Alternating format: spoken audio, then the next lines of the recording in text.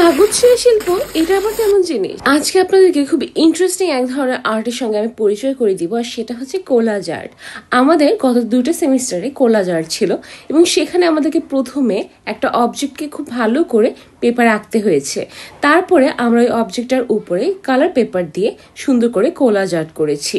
প্রথমে খুব ভালো করে আমরা আঠা লাগিয়ে নিয়েছি, তারপর আমাদের সাবজেক্টের ক্যারেক্টার বুঝে আমরা সুন্দর করে পেপার ছিঁড়ে নিয়েছি।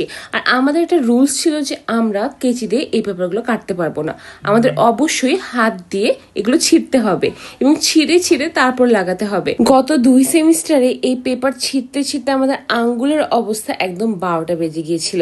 আমরা একদম আতঙ্কে ছিলাম যে কিভাবে আমরা এটা রিয়েলিস্টিক করব, কি করব না করব। প্রত্যেকটা ছোট ছোট করে ছিঁড়তে হচ্ছিল, বড় বড় করে ছিঁড়তে হচ্ছিল।